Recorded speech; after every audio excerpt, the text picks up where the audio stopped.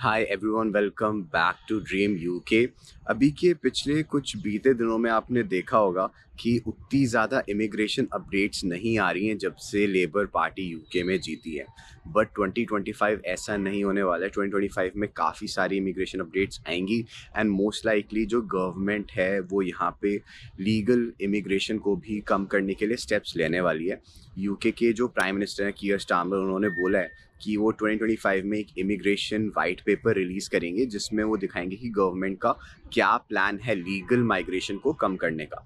अब देखो, यूके में जो माइग्रेशन है वो इलीगली भी होती है, लीगली भी होती है, राइट। तो इलीगली वो होती है जिसमें लोग गलत तरीके से इमिग्रेट करते हैं, स्मॉल बोट्स में आते हैं, वैसे हो गया। और लीगल माइग्रेशन होती है जैसे कि ग्रेजुएट वीज़ा पे लोग आ रहे हैं, स्किल्ड वर्कर वीज़ा पे लोग आ रहे हैं, वीज़ा स्पॉन्सरशिप जिनको मिल रही है। तो अभी जो लेटेस्ट ओएनएस का माइग्रेशन डेटा आया उसमें पता चला है यूके में जो माइग्रेशन है वो 4 गुना ज़्यादा, 4 टाइम्स हायर है कंपेयर टू 5 years अगो। सो यहाँ की जो गवर्नमेंट ने बोला है वो ये बोला है कि वो लीगल माइग्रेशन को भी कम करने वाले हैं इन 2025, which is not a great thing in my opinion, because already आपको पता होगा कि यूके में वीज़ा स्पॉन्सरशिप मिलना ऐसा नहीं कि बहुत आसान हो। और जो कंपनीज़ हैं वो ओपनली ओवरसीज़ एम्प्लॉयज़ को या ओवरसीज़ वर्कर्स को प्रेफरेंस दे while sponsoring their visa. It's very difficult and company तब तक स्पॉन्सर नहीं करती है जब तक उनको बहुत ज़्यादा ट्रस्ट नहीं होता एम्प्लॉय में, जब तक उनको बहुत ज़्यादा ज़रूरत नहीं होती और उनको लोकली सोर्स करना कोई इंसान उतना आसान ना हो। सो इसलिए एनीवे यहाँ पे वीज़ा स्पॉन्सरशिप इतनी ज़्यादा मुश्किल है, लेकिन गवर्नमेंट जो है वो चाहती है यहाँ पे और कम हो लीगल माइग्रेशन एंड उसके रिगार्डिंग जो है वो गवर्नमेंट स्टेप्स लेने वाली है। And it's very important for you to know these updates, and it's very important for you to know how the immigration scenario will shape up in the coming year, because आप उसी तरह से अपनी situation को assess कर सकते हो। For instance, अगर आप एक अपकमिंग स्टूडेंट हो तो आपको ये चीज़ पता होनी चाहिए। अगर आप ऑलरेडी यहाँ पे ग्रेजुएट वीज़ा पे हो तो आपकी कोशिश रहनी चाहिए कि जल्द से जल्द आपको एक स्किल्ड वर्कर वीज़ा मिल जाए, ताकि ये रूल्स जो फ्यूचर में आएंगे उनसे आपको इम्पैक्ट ना हो। सो इस वीडियो को एंड तक ज़रूर देखना। तो देखो, अगर गवर्नमेंट को लीगल माइग्रेशन यहाँ पे कम करनी है तो वो करेंगे क्या। अब गवर्नमेंट को कोई तो बॉडी चाहिए ना जो इन सब चीज़ों की रिकमेंडेशन दे, तो उसके लिए गवर्नमेंट ने बनाई हुई है मैक, जो कि होता है माइग्रेशन एडवाइजरी कमेटी। सो जो गवर्नमेंट है उसका सबसे पहला काम ये है कि वो जो मैक है उसको स्ट्रेंथन कर रहे हैं, उसकी पावर्स को इंक्रीज़ कर रहे हैं एंड उसमें लोग बढ़ा रहे हैं। तो अभी के लिए जो प्रोफेसर ब्रायन बेल हैं वो हेड ऑफ इकोनॉमिक्स हैं Kings college London business school में।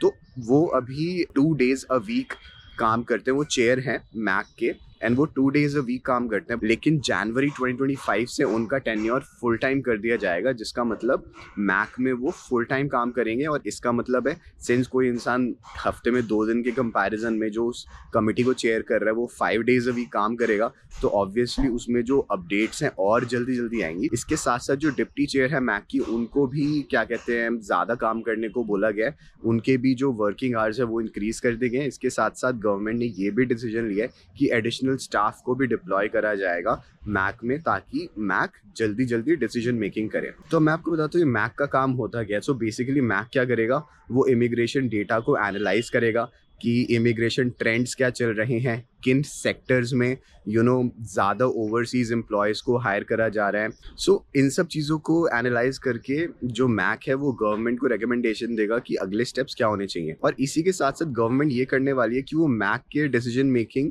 को समझ के स्किल्स इंग्लैंड के साथ काम करेगी और जो और गवर्नमेंट बॉडीज़ हैं उनके साथ काम करेंगी, सो दैट जिन एरियाज़ में ज़्यादा ओवर रिलायंस है, जैसे आईटी हो गया, इंजीनियरिंग हो गया, इसके बारे में बार बार बात करी जा रही है गवर्नमेंट लेवल पे कि इनमें ना बाहर के लोग बहुत ज़्यादा हायर होते हैं, उनको बहुत ज़्यादा स्पॉन्सरशिप मिलती है और डोमेस्टिक लोग जो यूके के हैं उनको उस सेक्टर में उतनी जॉब अपॉर्चुनिटीज़ नहीं मिल रही हैं। सो उसमें गवर्नमेंट क्या करेगी, उन सेक्टर्स में डोमेस्टिक लोगों की अपस्किलिंग कराएगी और कुछ ऐसे रूल्स लेकर आएगी जिससे आईटी और इंजीनियरिंग जैसे सेक्टर्स में स्पॉन्सरशिप मिलना और ज़्यादा मुश्किल हो जाए, या फिर कुछ ऐसी रूल्स लाए जिससे एम्प्लॉयज़ प्रेफर करें डोमेस्टिक वर्कर्स को in comparison to overseas employees.